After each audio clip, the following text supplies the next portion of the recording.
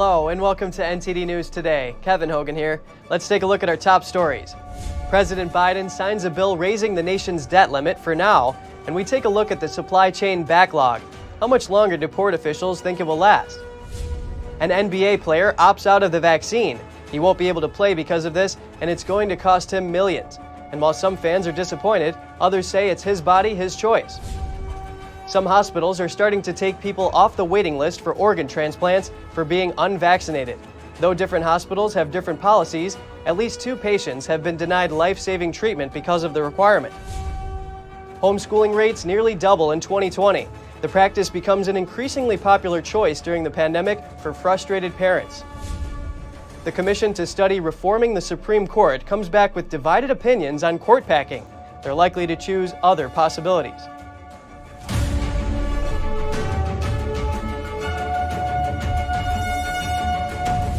President Biden has signed the debt limit hike into law, but it's just a short-term fix. A December standoff in Congress still looms. NTD's Jessica Beatty reports. President Biden Thursday signed into law a bill raising the nation's debt limit until early December. For now, the U.S. will continue to meet its obligations, but lawmakers will have to revisit the issue at the end of the year, when they'll also be working to pass a federal funding bill to avert a government shutdown. Port officials in California expect the supply chain backlog to last into next summer. That's despite news that the Port of LA will start operating 24/7. The deputy executive director of the Port of Long Beach told the Epoch Times, "We think it'll be summer of 2022 before we clear all 60 ships. Of course, if we take some measures now and everyone in the supply chain starts expanding their hours of operation, we're going to get there sooner." Other supply chain issues include a shortage of truck drivers, shortage of equipment to move the containers, and a lack of space to put it all. LA warehouses logged a record low vacancy rate of 1% in the third quarter. Maritime expert Sal Mercogliano says addressing one end of the supply chain does not solve the problem. He said everything must be done simultaneously. That includes addressing the truck driver shortage and having retailers increase their receiving operations. Reuters reports there are over 60 ships at the Port of Los Angeles and Long Beach waiting to unload some 500,000 containers, and another 25 ships are scheduled to arrive by next week. Jessica Beatty, NTD News. An NBA player has chosen not to receive the vaccine. This means he won't be allowed to play because of local vaccine mandates. We hear reactions from fans. Some of them respect his decision, and some are disappointed. Kyrie Irving is a guard for the Brooklyn Nets, and he's not playing because he chose not to be vaccinated. That's because his team has to abide by New York City's vaccine mandates.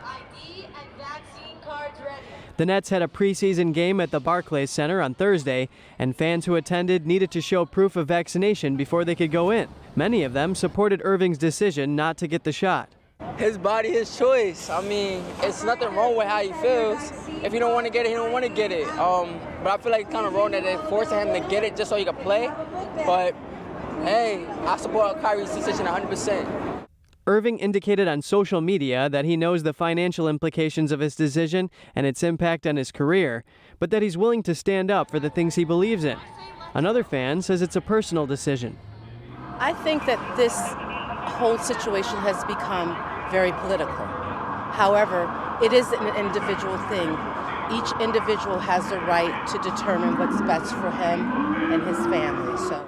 The player's decision to not get the vaccine prevents him from playing or practicing in New York City, and now the team is benching him because they don't want him to be a part-time player for away games. This, while another fan says they respect his decision and they hope to see him play soon. Well, we're really disappointed that Kyrie's not playing. He's such a talented guy to watch on the court, and the fans are really going to miss that. Society's going to miss that. But he has decided to take a stand, and we respect that. But what's at stake if the guard doesn't play this season? $17 million. That's the amount of pay he'll lose for not playing the games that he would have played in Brooklyn and Madison Square Garden. Alaska's city of Anchorage is mandating masks. An assembly member says it's an effort to protect the community's health during a surge of cases. Yet another opposed the measure, and she says it will face strong backlash. In an emergency move, the leadership of Anchorage, Alaska, instituted a mask ordinance. The city's assembly passed it late Tuesday in a 9-1 vote, with one abstaining. The enemy is not your neighbor. The enemy is not us. The enemy is this virus. And the answer to this problem is to fight this virus together. The Anchorage Daily News reported that it replaces an earlier proposal that faced backlash from the public for weeks. One of the assembly members opposed to it says she won't comply. I encourage you to vote no, and I feel this is going to have strong backlash, and I will also put on record I will not comply. The rule forces everyone to wear masks in indoor public areas. It stays in effect for 60 days, or until the burden on hospitals lets up, or the spread of the virus goes down for 2 straight weeks. The city is reportedly facing some of the highest transmission rates of the virus in the country. One resident says keeping the city open is the most important thing for tourism. I know locals don't like to hear that, masks are going to help contribute to making that a possibility, but at the end of the day, we have to take the steps in order for our community to be protected and still operating while keeping our healthcare structure in place. There are several exceptions to the mask mandate. Those include children under 5, people with disabilities, churches, and athletic activities. The mayor and his executive team will not be forced to wear a mask. Oklahoma leaders are speaking out. Attorney General John O'Connor urged private companies on Thursday to ignore Biden's planned vaccine mandate. If it goes into effect, around 80 million Americans would be required to be fully vaccinated or take weekly COVID tests in order to work. O'Connor says he's ready to take Biden to court the second the rules are made public. He says employers should at least be able to offer religious, medical, and personal exemptions. Meanwhile, Oklahoma's governor also took aim at the mandate, saying he doesn't think it's the government's job to dictate policies to private companies and that vaccination should be a personal choice. At least 2 patients in the country have been rejected for kidney transplants because either they or their donor are unvaccinated. Some hospitals are rolling out new policies for organ transplants, requiring both the donor and the patient to be vaccinated against COVID-19. The University of Colorado Hospital told 56-year-old Leilani Lutalai late September that it's halting her kidney transplant. That's because both Lutalai and her designated donor, Jamie Faulkner, are refusing to get the COVID-19 vaccine, both of them for religious reasons. They're children that were really sacrificed up for the advancement of medicine, and for me, as a sanctity of life person, I can't move forward. Lutalai has stage 5 kidney disease that's put her at risk of dying without a new kidney, but she says she doesn't live in fear of dying because of her belief in the afterlife. This is my life. It has nothing to do with politics. It's got everything to do with what happened to the profession of compassion and care and healing. I feel like that has almost all but disappeared. Her donor also stands with her and against the hospital policy that requires COVID-19 vaccination for organ transplants. Because they wouldn't let me donate to Leilani, and because now they won't let her have a kidney, that they've essentially sentenced her to death. So last year, without a vaccine, we were given transplants without the vaccine. Why can't we still do that? And Lutalai's situation isn't unique. Mike Ganem in Ohio says the Cleveland Clinic called off his kidney transplant just 5 days before the scheduled operation. Ganem himself is fully vaccinated, but his donor isn't. The hospital only recently started requiring the vaccine. Ganem's wife told WKYC it's just wrong in so many ways, all because of a policy that was just decided. Some doctors defend the requirement, saying unvaccinated donors could pass the virus to the recipient. And then, there's a possibility of a bad outcome. So, I think this is all to try to ensure that living donors have good outcomes and the recipients have good outcomes. The vaccine is not mandated for transplants nationwide. Instead, hospitals get to make their own policies. A study published in July found that less than 7% of transplant centers who responded to a survey require the COVID-19 vaccine for organ transplants. Lutalai is searching for another hospital, possibly in Texas or Florida, where she could get transplant surgery without being vaccinated. And Ganem's donor says Ganem may have to look for another donor. A 20-year wildland firefighter for the U.S. Forest Service is one of many federal employees who are facing termination if they don't get vaccinated. NTD had an exclusive interview with the firefighter who says this is about more than a vaccine. Jody Baxter has been a wildland firefighter for the United States Forest Service for over 20 years. I've been on engine crews, helicopter crews, hot shot type 1 hand crews, and spent 12 years as a U.S. Forest Service smoke jumper. And for those of you that don't know, we parachute out of airplanes down to wildfires that are difficult to get to put them out while they get small. Now he is an assistant fire management officer with the U.S. Forest Service in North Carolina. But since President Biden ordered the vaccine mandate for all federal employees under the executive branch, Baxter and many other federal employees are facing dire consequences if they don't get the vaccine. We've been told that if we don't get the vaccine, we will face disciplinary action up to and including termination from our position. He said there could be a possibility for a religious exemption, but things are constantly changing. The process that we've always used for religious accommodations and medical accommodations, that's been the system that we've used for years now. We're told that that's not going to be the same system and criteria that we use. However, there's no information on what the new criteria will be. We're just told that guidance is forthcoming. Baxter and others have decided to take a stand for their freedom. I'm part of a small group. It's went from about 2 people to almost 130 in the last couple of weeks. Mainly U.S. Forest Service firefighters, but also other federal agencies. We've linked up with other small groups. So we're starting to come together, and we're starting to realize that there's more and more of us out there that think this is wrong, think this is unconstitutional, and are going to take a stand and say, we're not doing it. We're not going to submit. We're not going to obey. We're going to make our own decisions about our health. Baxter said his group has now merged with a larger group called Federal Employees for Freedom.org. He says this organization has laid the groundwork for legal challenges in the foreseeable future because they believe the vaccine mandates are unconstitutional. Baxter says federal employees who want to take a stand against the vaccine mandates can get support there, and anyone who wants to support the cause can visit the website. My wife, my children, my family, they stand behind me because they know that this is more than just about a vaccine. This is about standing up for what's right, standing up for America and the freedoms and the values that we grew up with. Baxter is willing to put his job on the line for what he believes is the right thing to do. Jason Perry, NTD News. Former President Bill Clinton is hospitalized in a Southern California Medical Center's intensive care unit. According to doctors at the University of California, Irvine, Clinton first reported feeling ill Tuesday during a private event for his foundation. The illness is not COVID-related. Instead, doctors say the former president may have had a blood infection known as sepsis.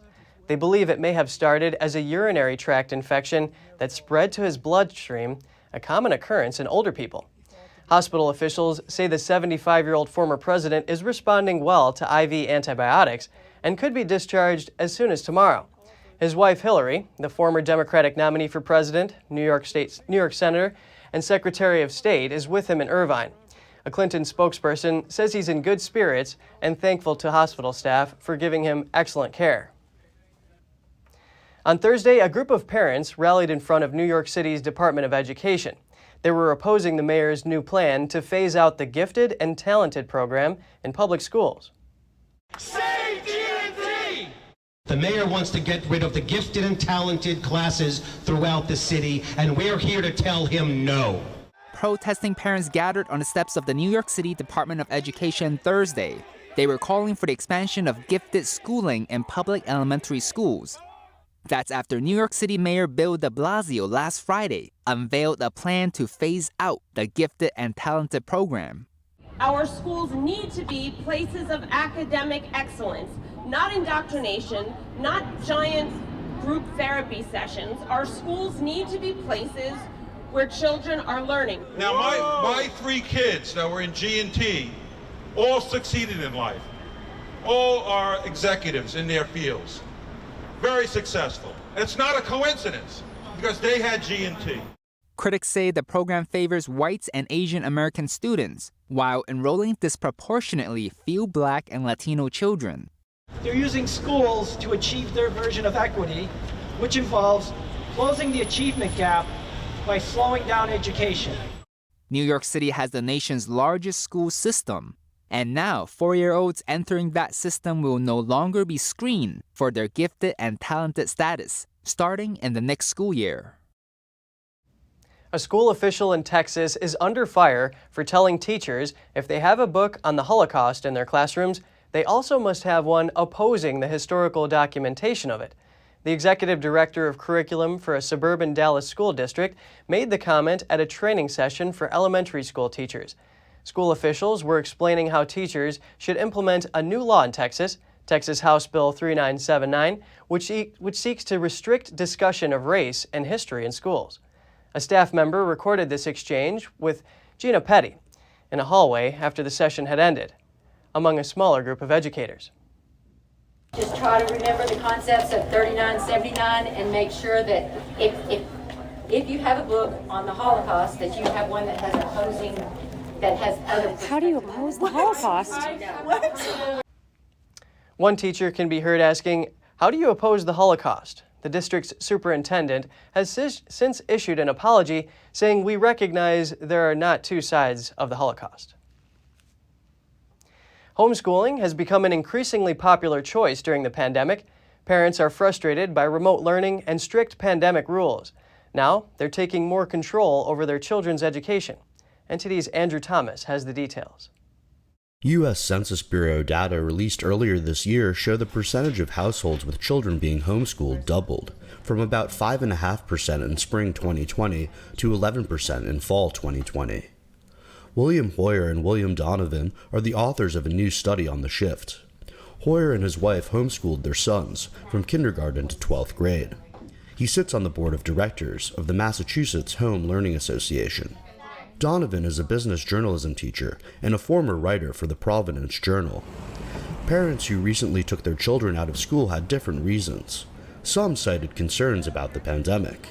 Others grew worried about the curriculum at their child's school. There was also anxiety over remote learning and the lack of social contact. Children nationwide suffered from remote learning. Proficiency in English and math also decreased during the pandemic. Homeschooling does cost time and money, mostly because a parent needs to be available to teach. There's also a variety of approaches to homeschooling. Parents can take a hybrid approach. They can form learning pods with other parents, pay for outside tutors, or have children take a few classes outside the home or online. Overall, Hoyer says the pandemic influenced parents who had already been considering a shift to homeschooling. Andrew Thomas, NTD News. President Biden's Commission on the Supreme Court has issued draft documents. They show that members are divided on the question of adding seats to the nation's top court. While some commissioners seem to agree with critics who want the court expanded, others say court expansion is likely to undermine the Supreme Court's legitimacy. Some Democrats have pushed to add seats to the 9-judge court. They have issues with the court having a conservative majority of justices. Competing sides agree that Congress legally has the power to add or subtract justices, but there's widespread disagreement on whether this would be beneficial or appropriate. Commissioners say recent polls suggest a majority of the public does not support extending the court, and that supporters of the move could be seen as a partisan maneuver. Though some note that they see situations where court expansion could benefit the Supreme Court's public reputation by increasing its diversity. Commissioners also appeared more favorable to other arguments, like setting term limits for justices or rotating judges between Supreme Court and lower courts. The commission is set to issue a final report on Friday. If you feel like you're paying a lot more for goods and services compared to a year ago, that's because it's true. The year-over-year Consumer Price Index rose by 5.4% last month. That's the sharpest yearly increase since January 1991. Let's take a look at what's becoming more expensive. The Labor Department released the latest Consumer Price Index on Wednesday. It's a key inflation gauge that measures how much Americans pay for goods and services. The index rose about 0.4% from August to September, while year-over-year prices increased by a sharp 5.4%. The department report breaks down how much prices have increased for certain key services and goods compared to September last year. Prices for rental cars have gone up the most by 42.9%, followed by fuel oil, 42.6%, and gas, 42.1%. Most goods and services are becoming more expensive. Propane, kerosene, and firewood are up 27.6%. Used cars and trucks jumped 24.4%. Uncooked beef steaks surged 22.1%. Bacon and similar products rose 19.3%. Furniture by 11.2%. Meats, poultry, fish, and eggs by 10.5%. New cars and trucks increased 8.4%. Electricity rose 5.2%. Restaurant prices rose 4.7%, and rent went up 2.9%. According to the Labor Department, wages only rose 4.6% compared to the year before. That means inflation is outpacing wage growth. Some economists, including those at the Federal Reserve, have said that the current inflation surge is transitory, but prices have continued to rise. Analysts have blamed a variety of factors for the current inflation, including supply chain disruptions and bottlenecks, energy shortages in the Asia-Pacific and Europe, concerns related to the pandemic, and vaccine mandates. The White House promised on Wednesday to attempt to alleviate supply chain issues. And new data shows that the latest generation wireless technology is actually only available less than a third of the time, even in the best-served states. An analysis done by OpenSignal found an active 5G connection to T-Mobile phones 34% of the time, AT&T 16% of the time, and Verizon just 9%. A division within the Better Business Bureau has criticized claims made about 5G by all three of the companies, including one in August that prompted Verizon to change its claim about being the most reliable. The study's findings are in stark contrast to what carriers promise about 5G in their advertisements, which often leave details of what type of 5G a customer will get in the fine print. According to an OpenSignal report last month, South Korea tops the list of the best global 5G availability at 28% of the time, with Saudi Arabia, Kuwait, and Hong Kong all above 25%. How do you react when you see a uniformed police officer on the street? Do you say hello, or do you feel fearful? We all react differently to situations depending on our environment and experiences. Police officers know all too well that one misunderstanding could lead to a life or death outcome. But for the rest of us, we don't often get to see their perspective. NTD's Kay Rubacek has the story.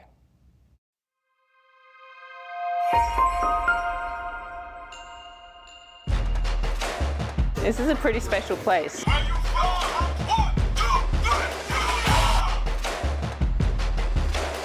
What's the most important asset in today's community? It's just cops and robbers, right? That's what people think. You're our future. You're a big part of the community. We want to make sure that you succeed in life.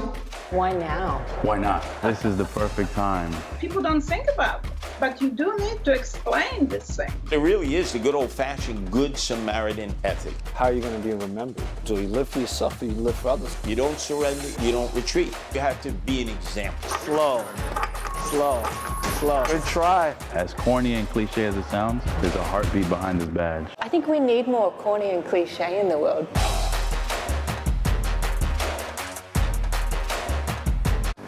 The NYPD is the largest and one of the oldest police departments in the United States. And New York City streets are known for being New York tough. So the New York Police Department needs to be even tougher.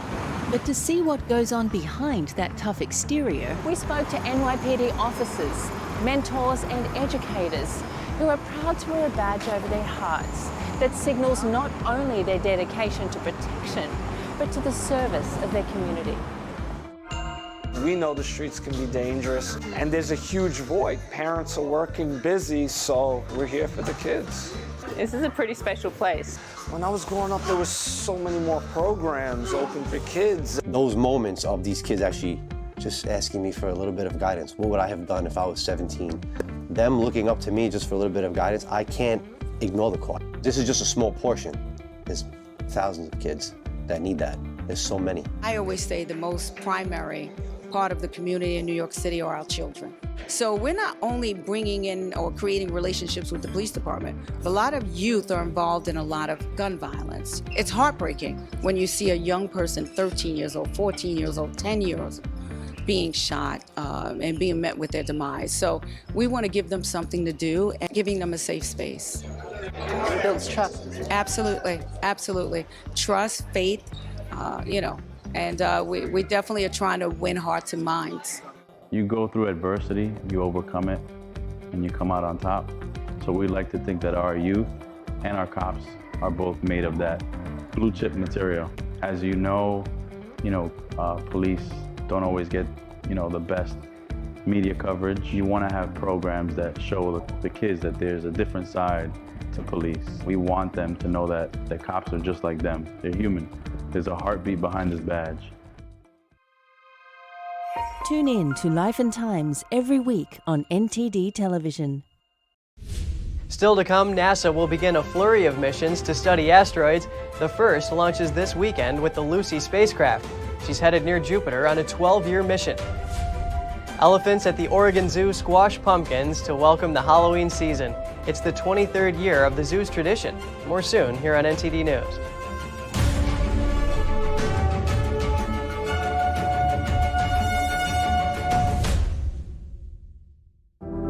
Secure, the true solution for your digital privacy and security. Secure is a private and secure messaging and email solution hosted in Switzerland, using military-grade encryption and Swiss privacy laws, giving you true privacy. Secure is 100% private and does not collect or sell any of your personal data. Secure's Helix technology connects you securely to our Swiss servers without the need of a VPN, guaranteeing privacy and security for all your communications. Secure Messenger doesn't require your phone number or any personal data that hackers target. Chat by Invites allows you to chat privately and securely with anyone outside of your secure network without the need for others to download Secure. Secure Send offers you a private and secure way to email anyone outside of Secure. You won't find this level of privacy or security on any other email or instant messaging application. Visit secure.com. Regain and protect your privacy today.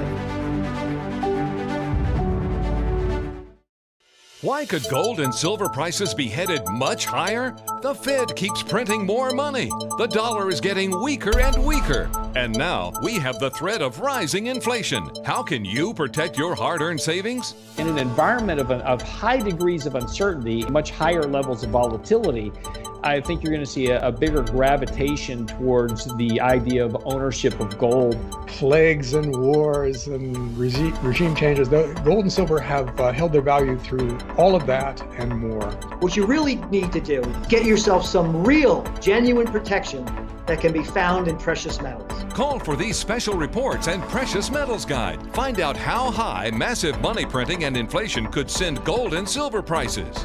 I think gold and silver will win big. When you call, ask how you can get $5,000 in bonus gold or silver. Call 800-960-3100. 800-960-3100.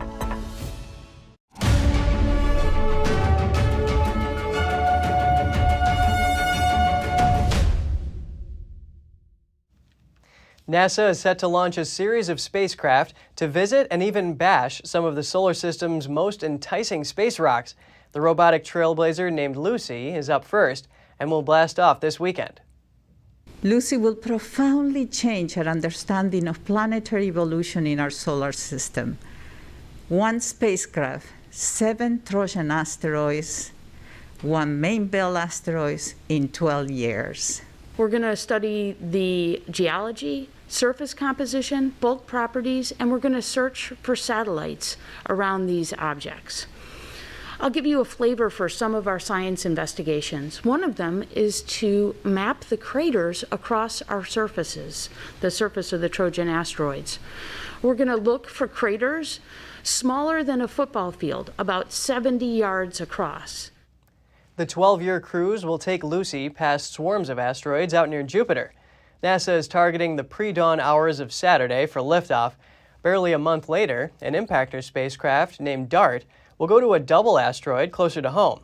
The mission will end with DART ramming the main asteroid's moonlet to change its orbit, a test that could one day save Earth from an incoming rock. More missions will follow.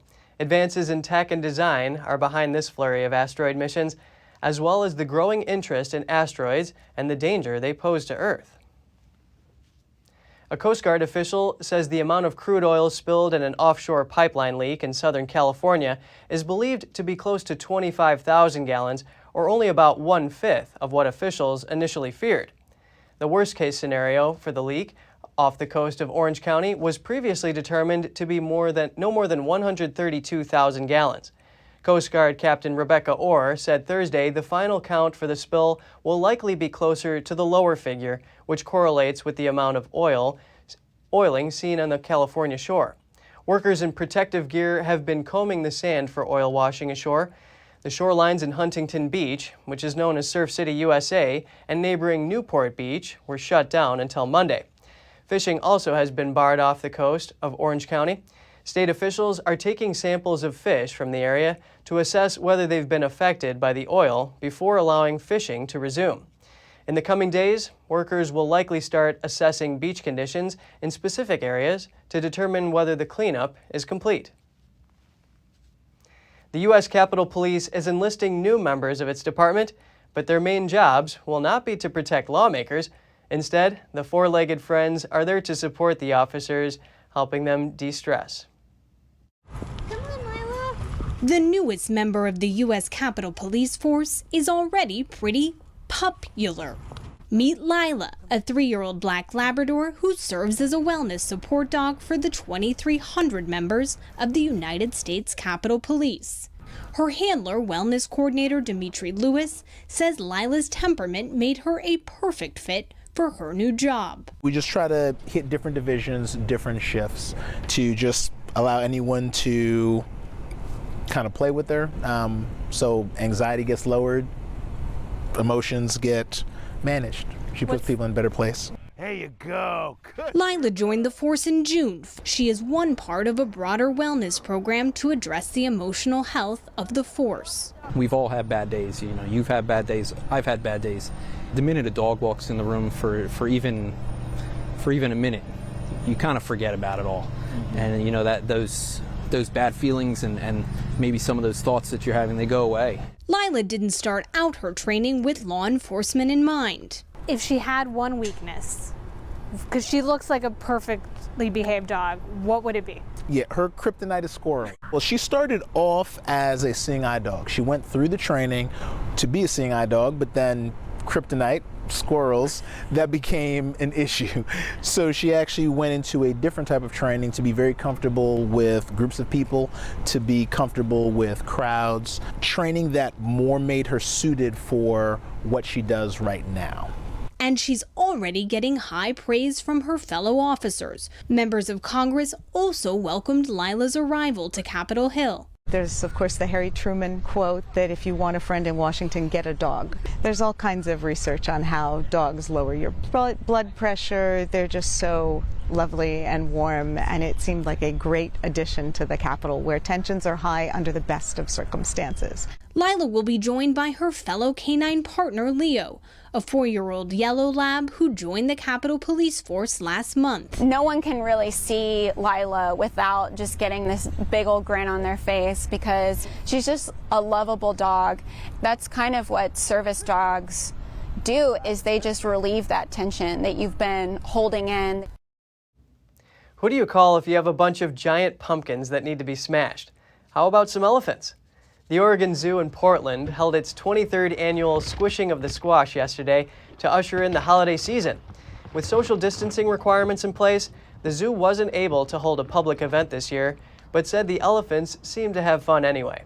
The pumpkins weighed several hundred pounds before being crushed and were donated by 2 members of the Pacific Giant Vegetable Growers Club.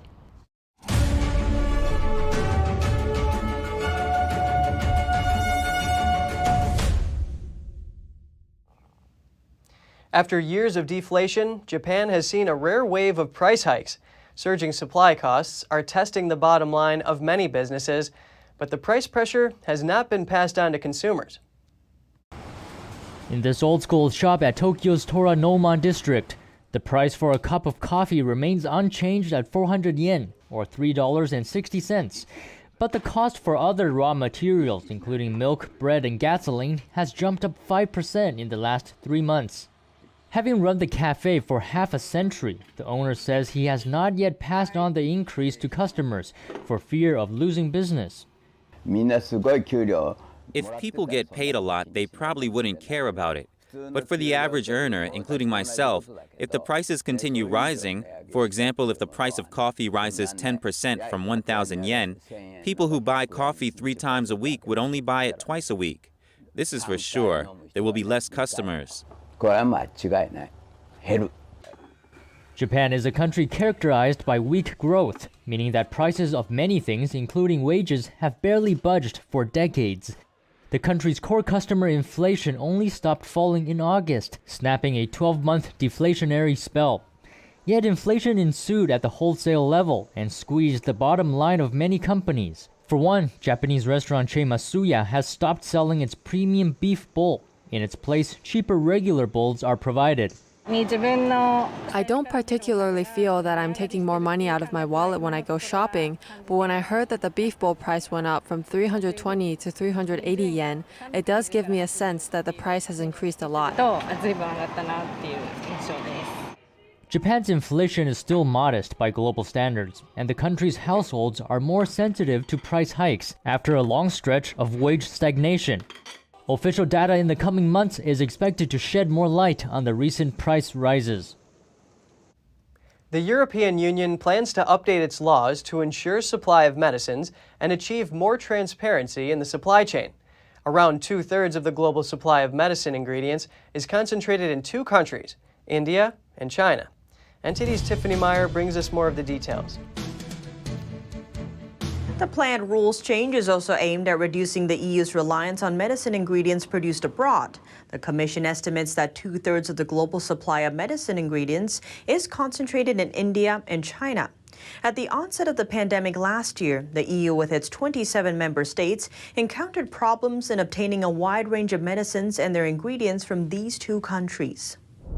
The Arctic has become an area for superpowers to compete, and among them, the U.S., Russia, and China. Their focus is natural resources and shipping routes.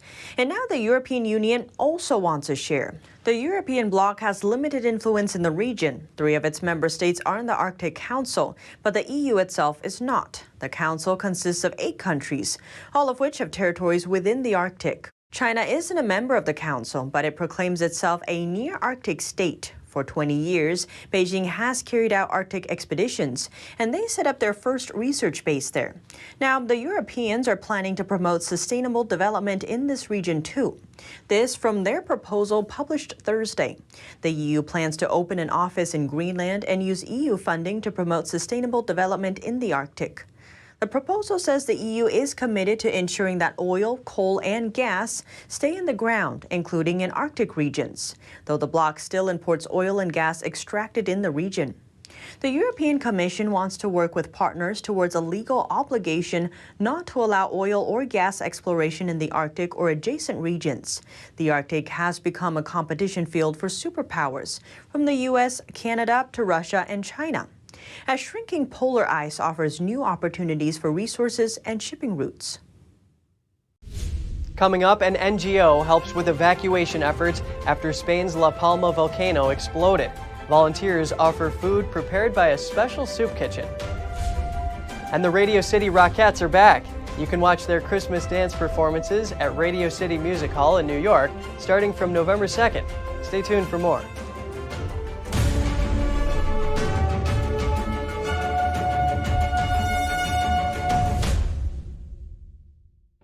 I will bless those who bless you.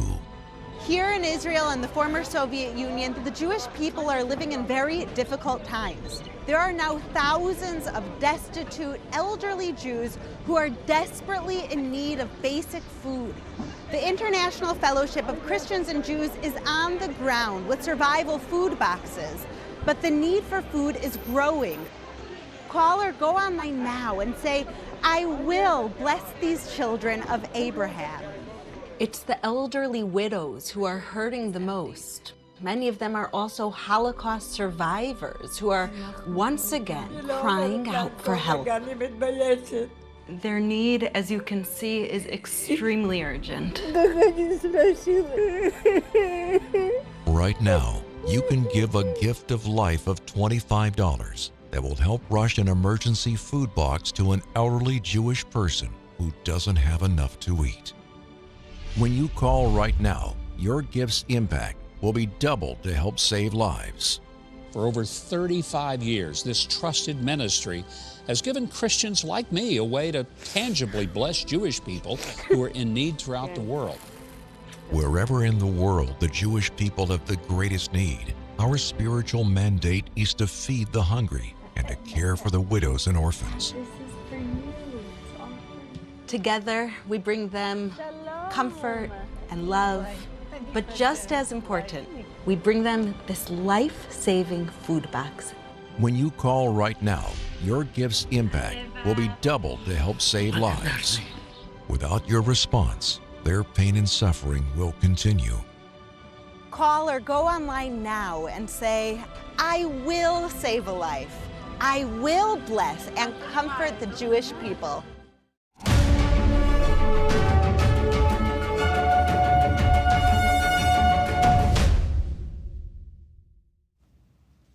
Just in, British Conservative lawmaker Sir David Amess has died after being stabbed several times.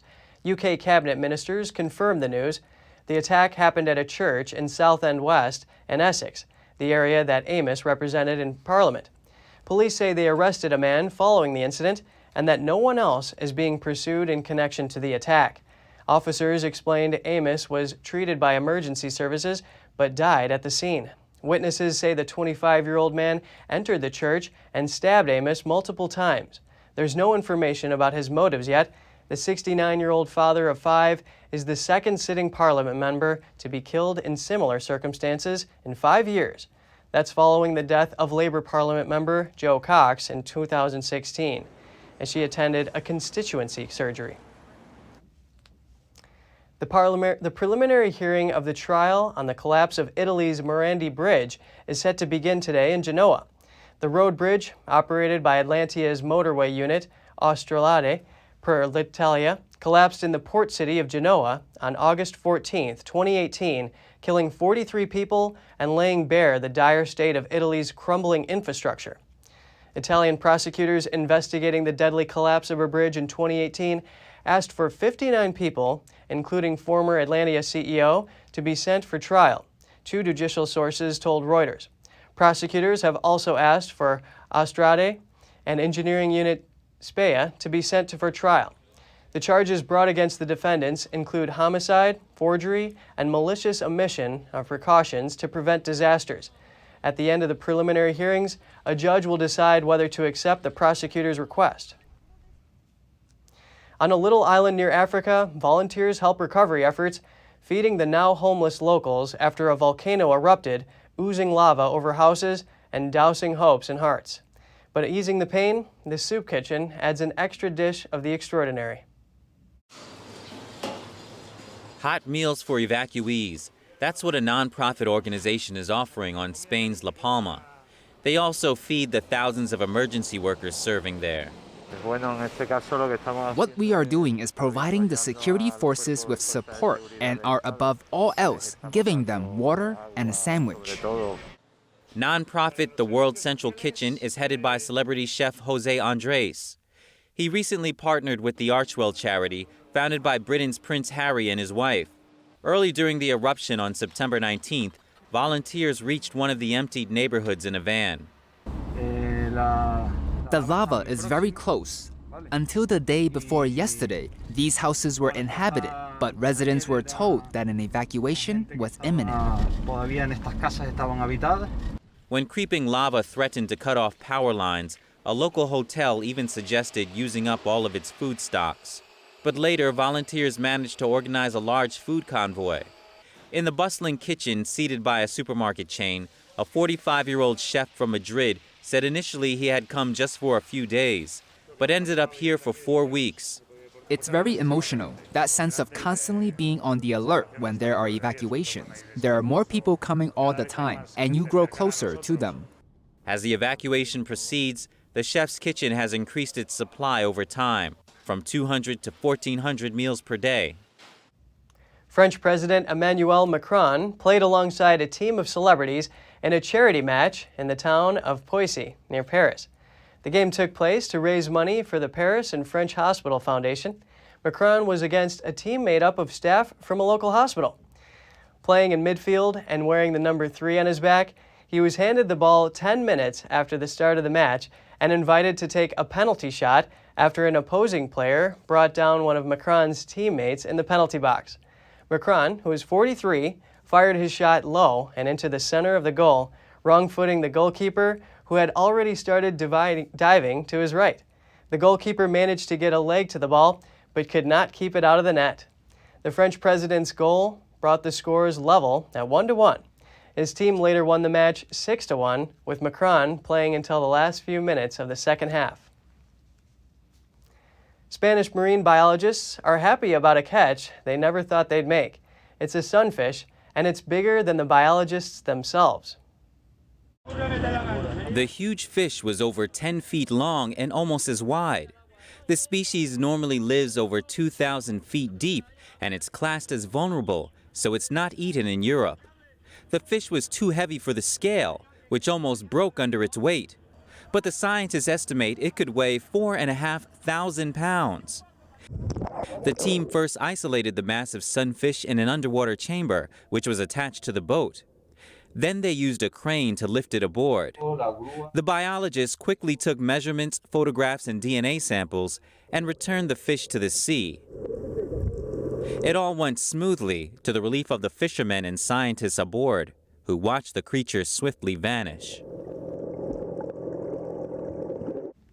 The Canadian Navy helped a British aircraft carrier avoid a disaster at sea, a shortage of tea.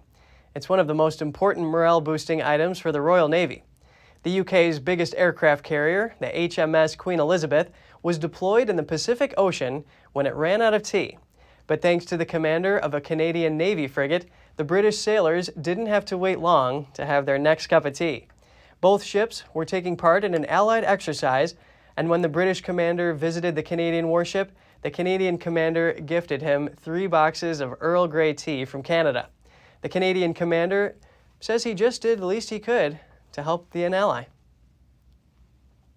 The Radio City Rockettes will be returning this holiday season after their show was canceled last year due to the pandemic. The dancers are busy rehearsing for their Christmas show in New York. Let's take a look. This holiday season, the Radio City Rockettes dancers will be performing without masks in front of a live audience. Their Christmas show will run from November 5th to January 2nd next year. The Rockettes will perform 9 dance routines. We are so excited just to be back together dancing and making the magic. We have 9 Rockette numbers this year, the most we've ever had. This year will be the first as a Rockette for Julia Griffith from West Milford, New Jersey. She says her grandfather was a big fan of the Rockettes before he passed away last year. I watched the parade every single year with my grandpa, and he actually owned a travel agency, and he always said, I saw the whole world, and the best women in the world are the Radio City Rockettes. Oh, I love that. I know. And he had dementia, and that was one of the very few things he could remember, so we had that conversation a lot. Rockette Brittany Snyder, originally from Indianapolis, Indiana, has been a member of the dance troupe for 11 years. This year, we just really want to bring the joy of Christmas, the joy of family, the joy of coming back together. Like the whole world, we come back together and enjoy these amazing things that we've had for so long, and maybe feel a little more grateful because we didn't have them last year. All audience members will have to show proof of vaccination to get into Radio City Music Hall. The COVID-19 vaccine is also required for all the dancers and crew. Thanks for watching. At NTD, we're honored to be your source for the news. Catch us again tonight at 6:30 Eastern. In New York City, I'm Kevin Hogan.